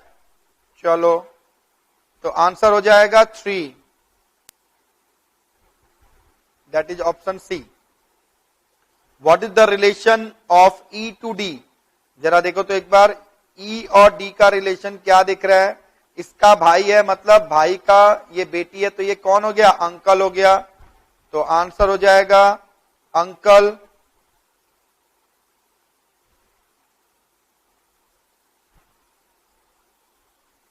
देखो कितना आसानी से आंसर हम लोग को मिल रहा है। Fourth one, who is the mother of B. B की मां कौन है, भाई सिंपल, बी की मां कौन है, बी की मां ए है, क्योंकि ए और सी मैरिड कपल है जिसमें सी अगर मेल है तो ए मस्ट भी फीमेल है और वही उसकी मां है। तो आंसर हो जाएगा A, that is option D. Hope ये चारों के चारों क्वेश्चन बड़ा ही आसानी से आप लोगों को समझ में आ गया होगा। इसमें कहीं से कोई दिक्कत कोई परेशानी नहीं हुई होगी आप लोगों को। सिंपल बोला था क्या कि बी सी का बेटा है लेकिन सी बी की मां नहीं है, ए और सी मैरिड कपल है, ए की बेटी डी है, ई सी का भाई है और एफ बी का भाई है। बस इस इंफॉर्मेशन के हेल्प से हमने सारे क्वेश्चन सॉल्व कर लिए आसानी से, पलक झपकते ही। अभी जल्दी से क्वेश्चन नंबर 5 में आ जाइए। बोल रहा है Vinod introduce Vishal as the son of the only brother of his father's wife. अभी देखो विशाल के फादर की वाइफ मतलब विशाल की मां हो गई। चलो तो मान लिए कि ये हमारा विशाल है, विशाल के फादर मान लिए एक्स है और इनकी वाइफ डब्लू है जो कि विशाल की मां है। अच्छा, अब बोल रहा है क्या कि विनोद इंट्रोड्यूस विशाल, सॉरी ये विनोद है, इंट्रोड्यूस कर रहा है विशाल को as the son of the only brother of his father's wife, मतलब वाइफ के brother. How is Vinod related to Vishal? Simple सा चीज है, ध्यान दो। विनोद के पापा की वाइफ के भाई का बेटा, ये कौन है भाई? ये विशाल है। ठीक है, अब जरा ध्यान दो एक बार कि विनोद विशाल को इंट्रोड्यूस कर रहा है क्या बोल के कि विशाल विनोद के पापा की बीबी के भाई का एकमात्र बेटा है। ठीक है, Vinod introduce Vishal as the son of the only brother of his father's wife. ठीक है, सॉरी ओनली ब्रदर है, मतलब उसकी मां का एकमात्र भाई जो है ये बी है और उसका ये बेटा है। इट मीन्स ये दोनों आपस में कौन है? मतलब विशाल विनोद के मामा का बेटा है। तो अगर विशाल विनोद के मामा का बेटा है, इट मीन्स इन दोनों का रिलेशन क्या हो जाएगा? कजन हो जाएगा। सिंपल, फिर से देखो, विनोद विशाल को इंट्रोड्यूस करते हुए बोल रहा है क्या कि विशाल विनोद के पापा के वाइफ के एकमात्र भाई का बेटा है। इट मीन्स ये दोनों आपस में कजन है। Next one, question number 6, Suresh introduce a man. Simple सा है भाई, मान लिए कि ये हमारा सुरेश है, इंट्रोड्यूस कर रहा है एक बंदे को, introduce a man as he is the son of the women. ये बंदा कौन है? उस वुमेन का बेटा है। Who is the mother of the husband of my mother, जो मेरे मम्मी के हस्बैंड, मेरे मम्मी के हस्बैंड, मतलब सुरेश की मम्मी अगर इस जनरेशन में आएगी तो यहां पे सुरेश के फादर हो गए ये, और ये सुरेश की मम्मी है, एम लिख दे रहे हैं। सुरेश की मम्मी के हस्बैंड मतलब सुरेश के फादर की मां, ये भी मदर है भाई। Suresh introduce a man as he is the son of the women who is the mother of the husband of my mother.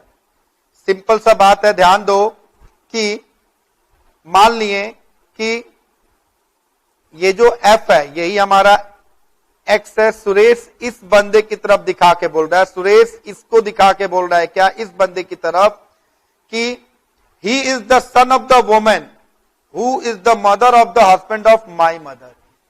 ये बंदा इस बंदी का बेटा है जो मेरी मां मतलब सुरेश की मां के हस्बैंड, सुरेश की मां का हस्बैंड मतलब ये एक्स जो है वही है, सुरेश की मां का husband, who is the mother of the husband of my mother. Suresh की मां के हस्बैंड की मदर, ये हो गई। How is Suresh related to the man? तो सुरेश और मैन का रिलेशन क्या है? सिंपल सा बात है भाई, देखो डायरेक्ट पता चल गया कि सुरेश जो है इस बंदे का सन है, मतलब वो बंदा सुरेश का फादर है, तो आंसर हो जाएगा सन। मैं फिर से बता रहा हूं क्या, ध्यान दो एक बार। सुरेश इस बंदे के तरफ इंट्रोड्यूस करके बोल रहा है क्या कि ये बंदा सुरेश की मां के हस्बैंड की मां का बेटा है। ठीक है, Suresh introduce a man as he is the son of the women who is the mother of the husband of my mother.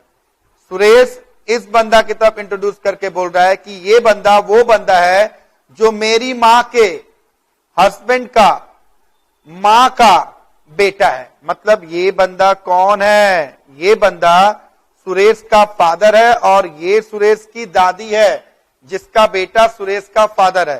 तो सुरेश और बंदे के बीच में जो रिलेशन है वो है सन का रिलेशन है। क्या है? सन।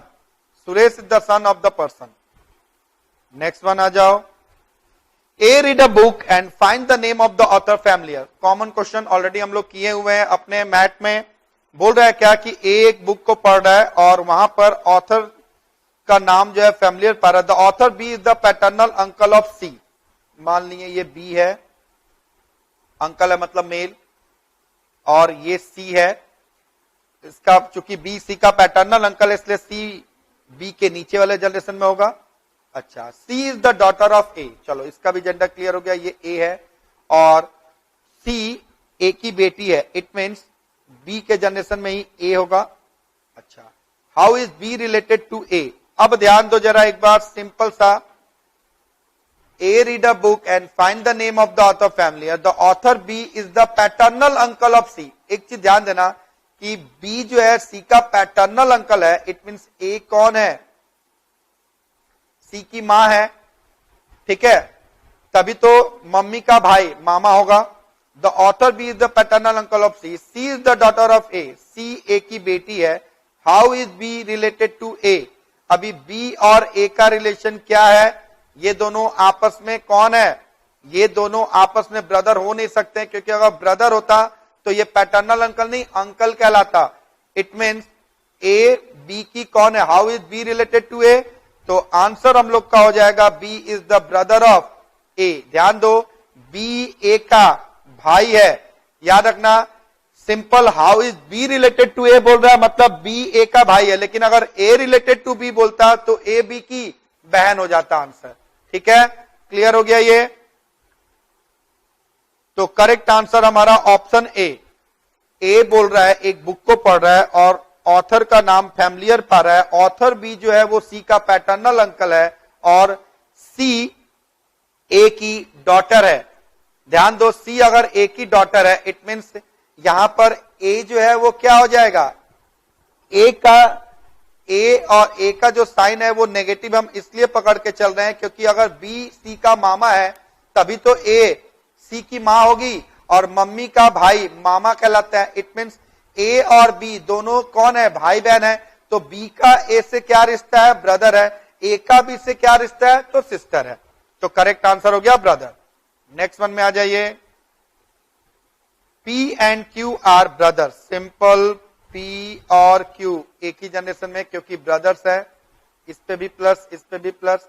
R and S are sister. R और S सिस्टर है, कहां रखना है नहीं पता। नेक्स्ट लाइन पढ़ते हैं। P son is R। चलो, P का बेटा कौन है, R। P son is R's brother. P का बेटा मान लिए X, ये R का भाई है। अब बोल रहा है क्या कि R and S are sister. तो अगर R नेगेटिव होगा तो S भी यहां पे नेगेटिव हो जाएगा। ध्यान दो, क्वेश्चन में क्या बोल रहा है कि P और Q दोनों भाई हैं, R और S दोनों सिस्टर्स हैं। P का बेटा R का भाई है। How is Q related to R। Q और R का रिलेशन पूछ रहा है। Q रिलेटेड टू R, भाई Q और R का रिलेशन क्या हो जाएगा, सिंपल, पापा का भाई मतलब अंकल हो गया। तो Q is the uncle, Q is the uncle of R। Q R का अंकल है। Q कौन है, R का अंकल है। Q is the uncle of R। तो आंसर हमारा हो जाएगा ऑप्शन ए। होप ये भी क्लियर हो गया। नेक्स्ट वन आइए। Pointing to a man in a photograph, a woman said. एक फोटोग्राफ की तरफ में दिखाते हुए एक वुमन बोलती है, मान लीजिए कि ये वुमन है, ठीक है, एक्स ये फोटोग्राफ है, इस तरफ दिखाते हुए ये वुमन बोल रही है। Pointing to a man in a photograph, a woman said the father of his brother. मतलब इस बंदे का भाई का फादर, तो ये हो गया F, is the only son of my grandfather. मतलब इस औरत के ग्रैंडफादर का एकमात्र बेटा है ये बंदा, जो कि इसका फादर है, बी का फादर है, grandfather. How is woman related to the man. अब बोल रहा है क्या कि वुमेन और मैन का रिलेशन क्या है। सिंपल सा बात है कि भाई ये वुमेन इस मैन की सिस्टर है।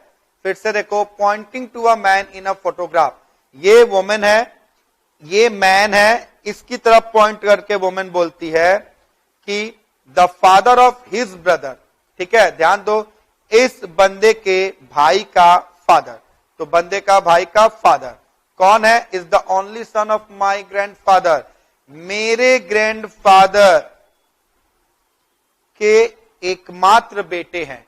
तो ग्रैंडफादर का एकमात्र बेटा मतलब इस वुमेन का फादर, एक्स का फादर और बी का भी फादर। तो इन दोनों का रिश्ता क्या हो गया? इन दोनों का रिश्ता भाई बहन का हुआ। इट मीन्स वुमेन जो है वो बंदे की बहन है। Women related to man, it means women is the sister of man, तो आंसर हो जाएगा सिस्टर। और यही अगर मैन बोलता रिलेशन वुमेन से तो मैन वुमेन का भाई हो जाता। नेक्स्ट सम्स, 6 बंदे हैं एक साथ, A B C D E and F. B is the brother of D, देखो क्या बोल रहा है, B is the brother of D. तो चलो भाई, बी डी का भाई है। डी का जेंडर अभी नहीं बोला है इसलिए हम भी नहीं लिख रहे हैं। अच्छा, नेक्स्ट लाइन में बोल दिया D is not the brother of B, मतलब डी जो है नेगेटिव है, फीमेल है। F is the brother of B, F B का भाई है, एक ही जनरेशन में ये भी। अब बोल रहा है क्या, C and A are married together, C और ए एक दूसरे से शादी किए हैं, कहां रखना है नहीं पता। F is the son of C, okay, अब टेंशन हो गया, सी का बेटा है F, but C is not mother of F. अगर ये मदर नहीं है मतलब ये फादर है, और ए और सी मैरिड कपल है, तो अगर ये फादर है तो ए मस्ट बी मदर हो गई। E is the brother of A, E कौन है? ए का भाई है, तो यहां पर ई हो गया। अब क्वेश्चन में पूछ रहा है क्या, the number of female member in the group is, group में टोटल फीमेल मेंबर कितने दिखाई दे रहे हैं भाई? यहां पर 1 और यहां पर 2, मतलब टोटल 2, तो आंसर हो जाएगा option B, that is 2। Hope अच्छे से समझ में आ गया आप लोगों को। देखो, ब्लड रिलेशन के क्वेश्चन बहुत ही इंटरेस्टिंग है और बहुत इजी है। थोड़ा सा दिमाग लगाओगे तो आसानी से इसके सभी के सभी क्वेश्चंस के आंसर को आप सॉल्व कर सकते हो, और जो आपको टाइम लिमिट दिया गया है उस लिमिट के अंदर ही आप अपने सम्स को सॉल्व कर सकते हो स्मार्ट वे से। ये डायग्राम मैं बता के इसलिए बोलता हूं कि कंसेप्ट क्लियर रहेगा। मैंने बार बार बोला है, प्लस साइन मेल को इंडिकेट करता है, नेगेटिव साइन फीमेल को इंडिकेट करता है। अब हम लोग इस चैप्टर के लास्ट सम्स में आ गए हैं, ठीक है। इसके बाद हम लोग का एलआर पूरा कंप्लीट हो जाएगा। बोल रहा है Ram and Mohan are brothers. मान लिए कि भाई ये राम है और ये मोहन है, दोनों भाई भाई। शंकर इज मोहन फादर, मोहन के फादर है शंकर। अच्छा, Chhaya is Shankar daughter, sorry Chhaya is Shankar sister, Chhaya Shankar की सिस्टर है, मतलब छाया जो है वो शंकर वाले जनरेशन में, चूंकि फीमेल है तो नेगेटिव कर दिए। प्रिया इज शंकर नीज, प्रिया शंकर की नीज है। और सुव्रा इज छायाज ग्रैंड डॉटर। अच्छा, अब देखो शंकर की नीज मतलब ये इस जनरेशन में, छाया के नीचे वाले जनरेशन में ये कौन है? प्रिया है। और सुब्रा कौन है? छायाज ग्रैंड डॉटर, छाया की ग्रैंड डॉटर। मान लीजिए कि भाई ये सुब्रा है। अब बोल रहा राम इज सुब्रास, तो राम और सुब्रास का रिलेशन क्या है भाई? ब्रदर है, अंकल है, सिस्टर है, नन। तो सिंपल आंसर हो गया कि R is uncle of Subras. R कौन है? सुब्रास का अंकल है। सिंपल देखो, बोल रहा है कि राम और मोहन भाई भाई है, मोहन के फादर शंकर है, शंकर की बहन छाया है, शंकर की नीज प्रिया है, और सुब्रा छाया की ग्रैंड डॉटर है। इट मीन छाया की बेटी प्रिया, प्रिया की बेटी सुब्रा। तो इन दोनों का रिलेशन क्या हो जाएगा भाई? सिंपल सा बात है भाई, ये जो है राम जो है छाया का अंकल हो गया, सॉरी सुब्रा का अंकल हो गया। तो आंसर हो गया कि Ram is the uncle of Subra. Hope सारे के सारे क्वेश्चन एकदम अच्छे से समझ में आ गए होंगे आप लोगों को। तो बस आज के लिए इतना काफी है। Wish you all very good luck, God bless you. अगले क्लास में हम लोग स्टैट्स वाले पूरे के पूरे पोर्शंस को सॉल्व करेंगे। तो बस आज के लिए इतना काफी है। Thank you once again, bye bye.